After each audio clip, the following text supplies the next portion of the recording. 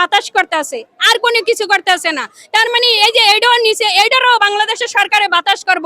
আর কি করব? আমাদের বাংলাদেশের সরকার হয়েছে দুর্বল, এখন নিয়ে নিয়ে বাতাস করব। আর বাংলাদেশের সরকারে টাকা দিয়া গুডাউন করব।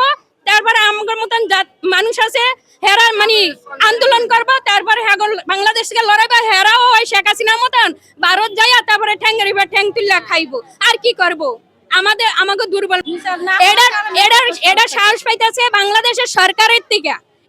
এটার সাহস দিছে বাংলাদেশের সরকার, মানে সরকার কোনো বিচার করতেছে না। এই যে আসিয়ার ঘটনাটাই দেখেন, এই তো কোনো সাধারণ মানে আসিয়ার যে ঘটনাটা ঘটছে, মানে ওর কোনো অস্তিত্বই রাখে নাই। তার কি করছে? তার ছেলেকে ছাইরা দিছে, তার বউ ছাইরা দিছে, হেরে রাইখা দিছে।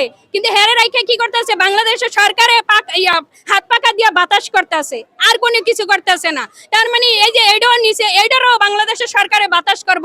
আর কি করব? আমাদের বাংলাদেশের সরকার হয়েছে দুর্বল, এখন নিয়ে নিয়ে বাতাস করব। আর বাংলাদেশের সরকারে টাকা দিয়া গুডাউন করব। তারপরে আমার মতন মানুষ আছে, হেরা মানে আন্দোলন করব। তারপরে বাংলাদেশকে লড়াইব, হেরাও ওই শেখ হাসিনার মতন ভারত যাইয়া তারপরে ঠ্যাঙ্গারিবা ঠ্যাং তুল্লা খাইবো। আর কি করব? আমাকে দুর্বল, মানে আমাকে দুর্বল পাইছে বাংলাদেশের সরকারে। এই জন্য আমাদের দেশের শিশুকে এরকম নির্যাতন করে মানে পার পাইয়া যাইতে আছে। এখন আমাকে চাওয়া একটাই বাংলাদেশের সরকারের কাছে, সে যদি মনে করে যে সে দুর্বল না, সে মানুষের কাছে বিকৃত না কোনো ইয়ার কাছে, তাইলে সে আমাদের কাছে এরকম মানুষকে হাতে দিয়ে দেখ, আমরা এর বিচার করব। সে যদি মনে করে যে সে দুর্বল না, সে মানুষের কাছে কোনো বিকৃত না, সে হের ইয়া আছে, তাহলে হ্যাঁ আমাকে দিয়ে দেখ, আমরা হের বিচার করব। আমরা আর ফাঁসিও চাই না, আর কিছুই চাই না, শুধু ওরে চাই। বাংলাদেশে যতটা না শিশু নির্যাতন হইতেছে, কোনো শিশুর আমরা কোনো বিচার পাইতেছি না। এইটা আরো দিন দিন মানে জিনিসটা বাড়তে আছে।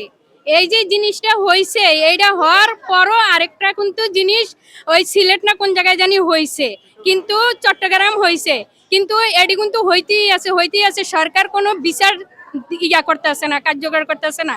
তাই আমরা এটার কোনো বিচার চাই না, আমরা ওরে হাতে চাই, আমরা ওর বিচার করতে চাই।